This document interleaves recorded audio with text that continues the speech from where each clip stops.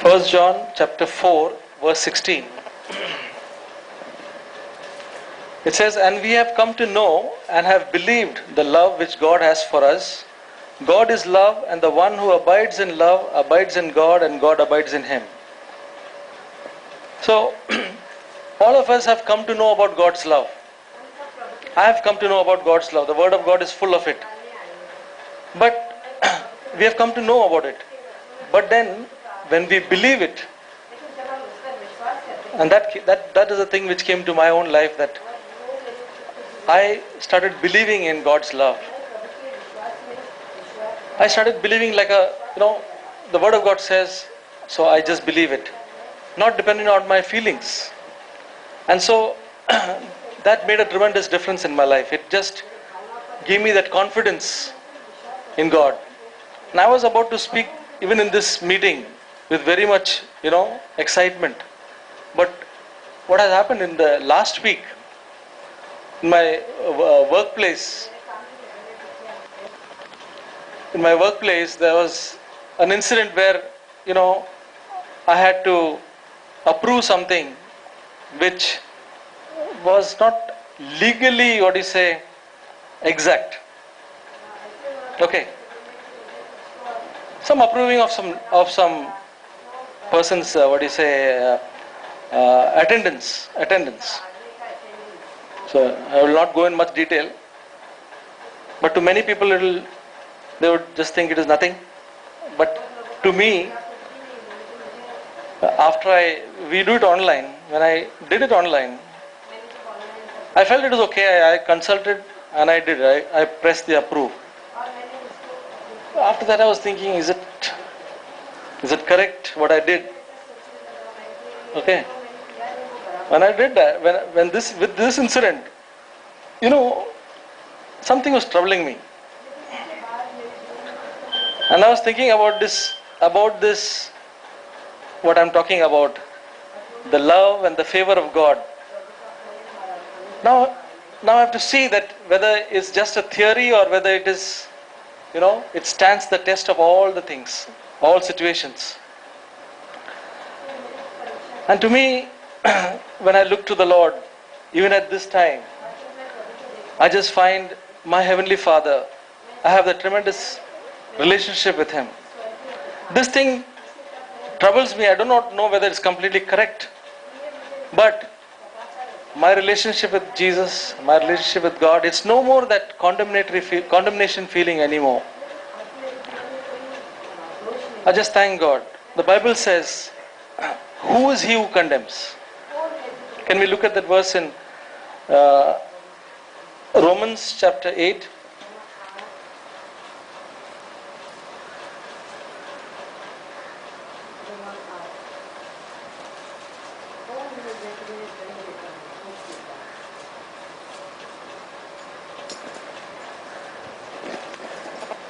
Romans chapter 8 verse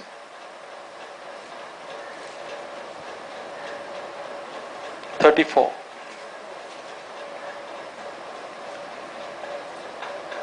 Who is the one who condemns? Christ Jesus is one who died, yes, rather who was raised, and who is at the right hand of God, who also intercedes for us. We find that the Word of God, there's nowhere where you'll find that God condemning us. God will correct us. God will discipline us. God will correct us through people. God will correct us through situations. God will correct us through His Word. But condemnation is always of the devil. And in my life I have found that, there was a time when I used to get depressed. Years back. Temptations of getting depressed used to be there. But by the grace of God, I was able to resist that temptation for being depressed. Right now, by the grace of God, there's no problem of depression. This was the time when I was in Saudi, where I was to feel lonely. That time, my life was up and down. I used to get excited, then depressed, excited like that. Then one verse set me free. It says, like a city that is broken in two in Proverbs chapter 28, I think. Like a city that is broken into and without walls is a man who has no control over his own spirit. And then God gave me the grace that whenever, even now, whenever I get tempted to get depressed, by the grace of God, I say, no chance. You're not going to get into me. And by the grace of God, I resist. The same thing, even for condemnation. Thoughts of condemnation tend to come, and I say, what is the source? Is it the source due to some sin? If it's not, we can resist it. I was just talking to Abu the other day, we were talking, and he also said the same thing. This is a thing that if the devil would like to condemn us, the devil would like to, put us down, but we should, by the grace of God, be able to, if it is not due to any sin, if it is due to sin, then we have to try to get right about it. But if it is not due to sin, then we by the grace of God, we can resist it. But we don't allow it to influence us. And at every circumstance, I just do one thing. I just believe in God's love continuously. The Bible says He delights in an unchanging love in Micah. God's love does not change at all. No, when I get up in the morning, sometimes the thoughts are very cloudy, and I don't know how about you. But when that happens, I just believe in God's love. I believe, I said, Lord, I love you, and I know that you love me. Always, at all times. The Bible says, we have come to know and have believed. Many times, we have come to know, but we don't believe. Believing is simply to accept it. Simply to accept His love. So yes, Lord, I trust that you love me, and that you love me constantly, and that I am in your favor. Huh? What is the meaning of being in God's favor? If God's favor is not there, then we will be always downcast. But if God's favor is there, then we can serve Him.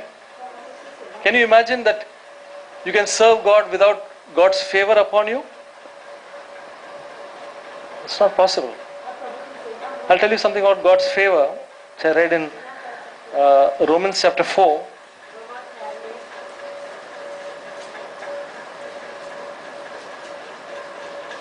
Romans chapter 4, verse 4. How favor comes. How God's favor comes is written here.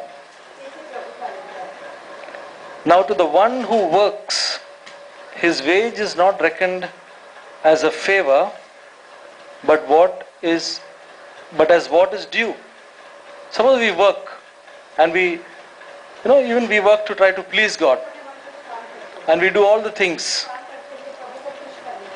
Then after doing all that, if God gives His favor, then it is because we have worked for it. It is due for us. We will also say, yes, I have worked for it, now I need to show me my due. But the next verse says, but to the one who does not work,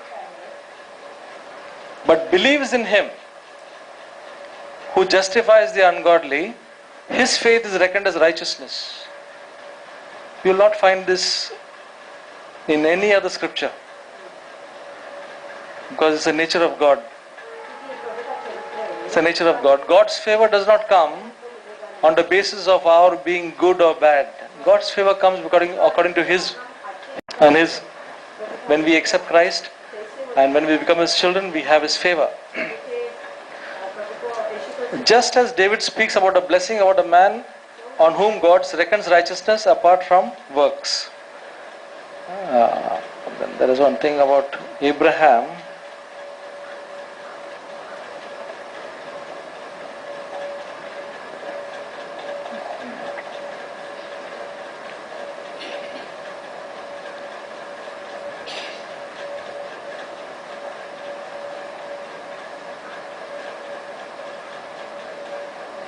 So we have to always live in God's favor.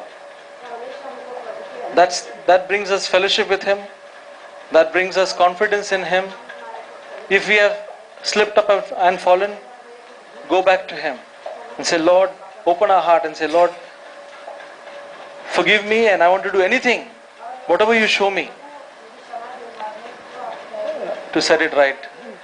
We say that, then we can continue to live in God's favor, cleanse ourselves. I want to read, I think, one verse which I read in Isaiah.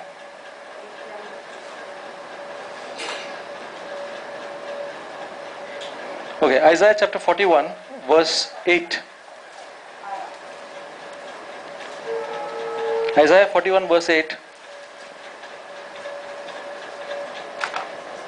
I don't know if you are getting encouraged. I hope you are getting encouraged that we can believe in the love of God.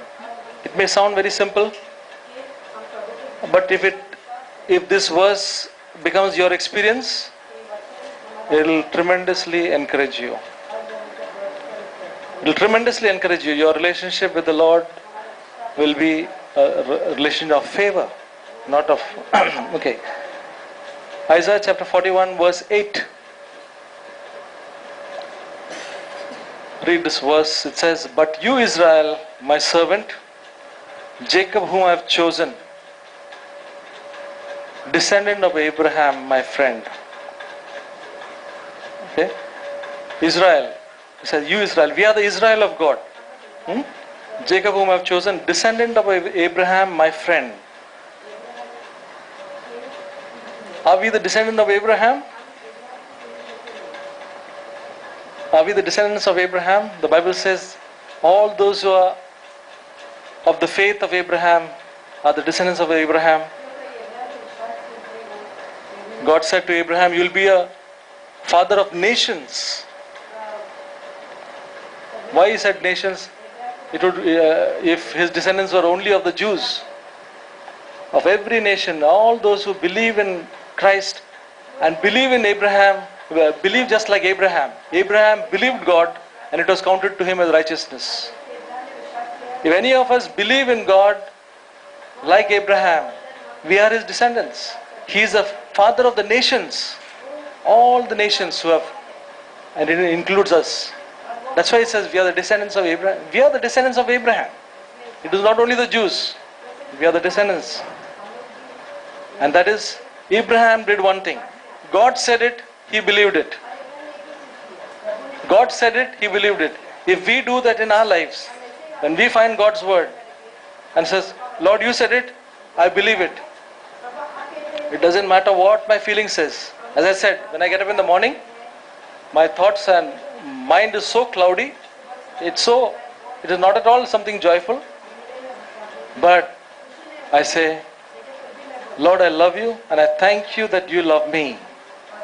I believe that you love me. Lord, I trust you. And I conduct my life with that point of view. I trust in His word. I trust in His word more than any other thing what I see or feel. And I direct my life according to God's word and not according to my feelings. If I were to depend on my feelings and whatever thoughts come on my mind, my life would be something else. But I say, yeah, some feelings come, some thoughts come, but what does God's word say? Say, I go by His, I trust in Him implicitly. I see my life that nothing which, not that I condone sin, no. We become more sensitive to sin when we walk this life. When we become more sensitive to anything which is displeasing to God. So it's a very good thing. It's a very good life. I just want to encourage each one of us. It's God's will that all of us live in His favor continuously. Continuously we live in His favor. See, when we live in His favor, when we talk to Him, in our private life, in our private prayer life, in our public prayer life, it shows up. Whether we are like a slave or we are like a son. How would a slave go? Would be afraid of God, and every time you think, how we go. When we pray, whether in public or private, that confidence in God. We don't have to be perfect. We can come to God honestly. But when we come to God honestly, when we are in His favor, when we know His favor is upon us, then we are bold. We are not like a slave, we are a son. Some of our children, they're not perfect. But when they come to us, they don't come like slaves. But many of us still go to God like slaves, always having some condemning feeling behind us. God, you are probably not so happy with me. I have to do something. For eternity we will try to do something. Nothing is going to make us please God. Nothing what we can do can make us please God. We have to live in His favor.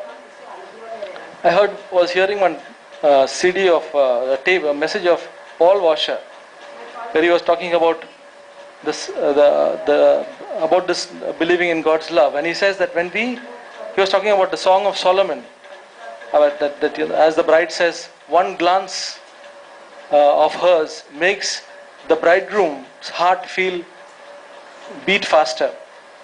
So he was saying, when he goes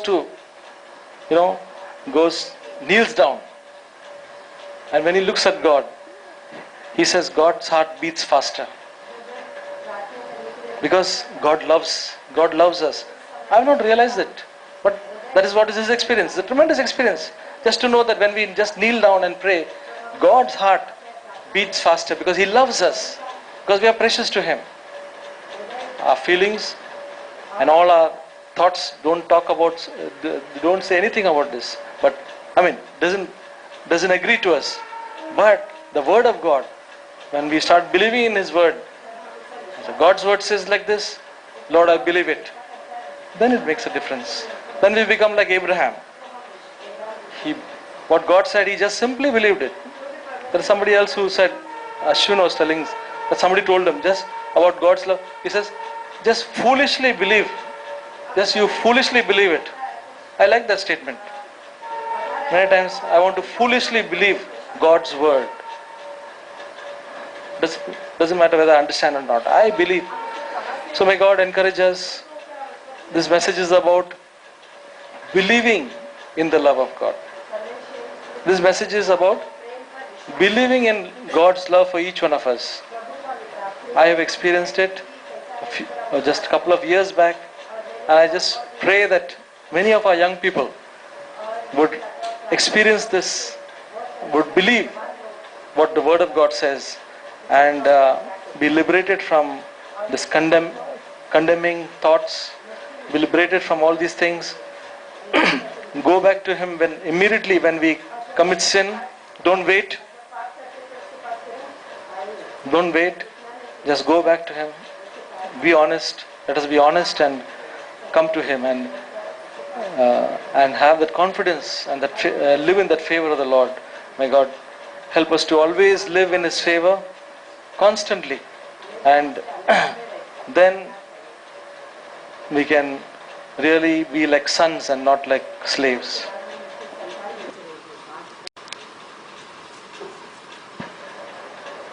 Let's pray.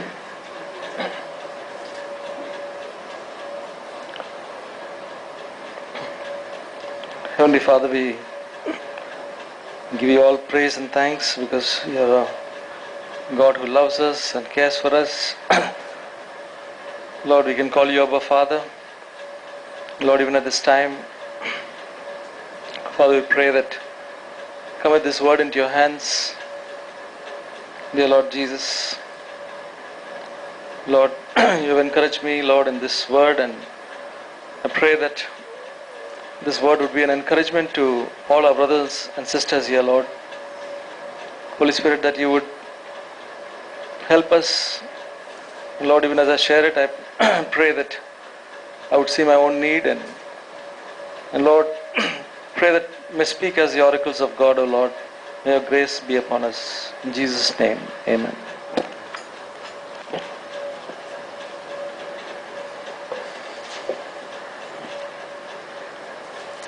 I want to speak today something of which has been my experience, and I want to just share about these things, it has actually really encouraged me, and I pray that God would encourage each one of us.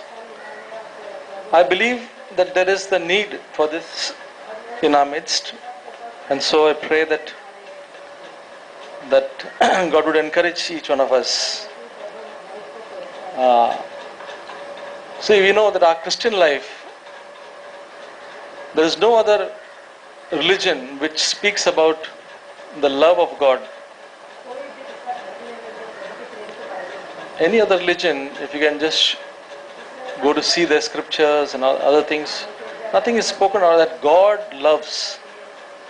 It's all that you have to do a set of things and a moral, do this good and do not do that, such thing. But the Bible says we love because He first loved us. We love God not because we desire to love Him, but because He first loved us. The Bible says we were like sheep straying, and He came behind us. We were not, there is no one who seeks God. That's what the Word of God says. So all of us seated here are not people who have longed after God. There may be a sincerity in our heart, but all of us have not longed after God and found God. God is the first one who did it.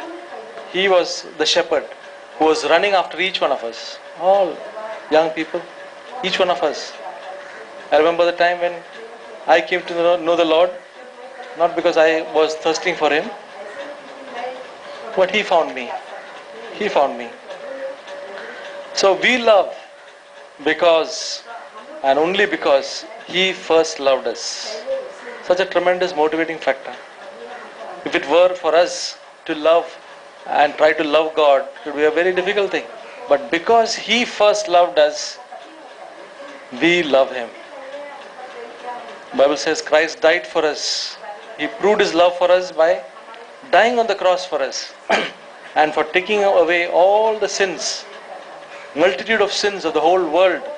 He proved His love by dying for us on the cross. And the Bible says in Romans that we are introduced into this life of faith by the love of God. Okay? So all this is the background of our walk with the Lord, that it is God's love. For God so loved the world, is what the mini Bible. For God so loved the world that He gave His only begotten Son, that whoever believes in Him should not perish but have everlasting life. With all this tremendous background of God's love, yet if we look into our lives, we should have been the people who have been excited and talking about God's love all the time. But we find in our lives, if you look into our lives honestly, we always feel that whether God still loves me very much, whether I am up to the mark. There may be something which is lacking in my life, and so we feel that God may not be so much pleased with me. God is pleased, but there may be something still. Actually, I am telling my experience, and I feel that what is my experience, I feel that it is the experience of many Christians. Maybe among you, if it is not there right now, maybe in the future. Okay. Sometimes the message may not be there for the present, but it can be for the future. But this, I believe. So we find that, oh, something is, something is lacking. I need to do something. I need to do everything properly, and then God, accepts me and loves me. What is the meaning of God's acceptance and love? That He tremendously loves me and He's excited over me. Oh, excited over me. I fail Him so much. I fail so often. So how can He be excited about me? And so on.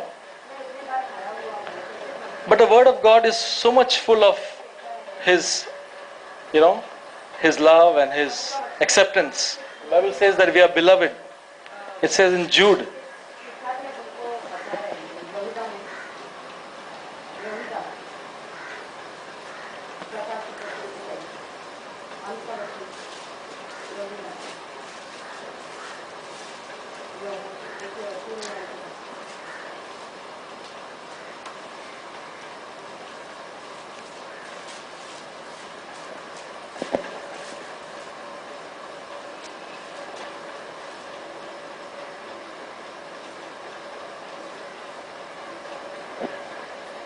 Everywhere it speaks. But you, beloved, ought to remember the words.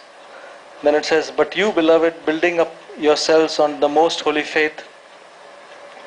And we are God's beloved.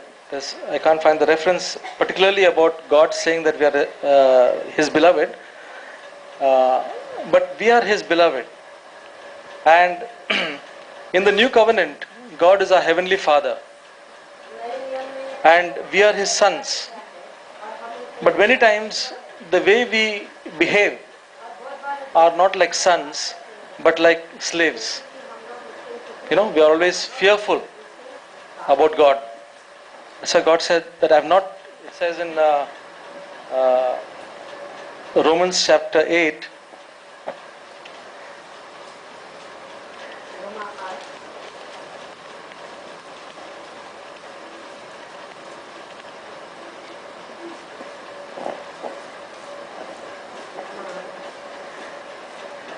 verse 15,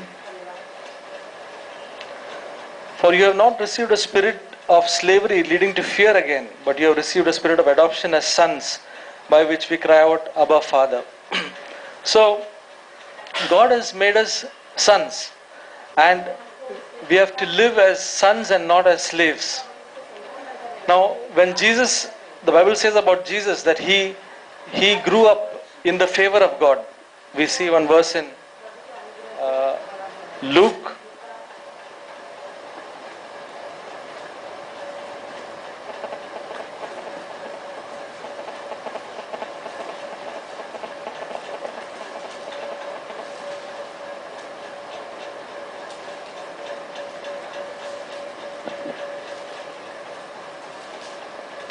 chapter 2 verse 52.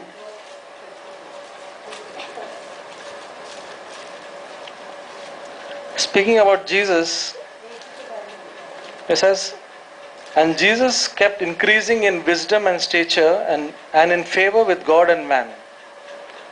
So Jesus was always, God's favor was upon him.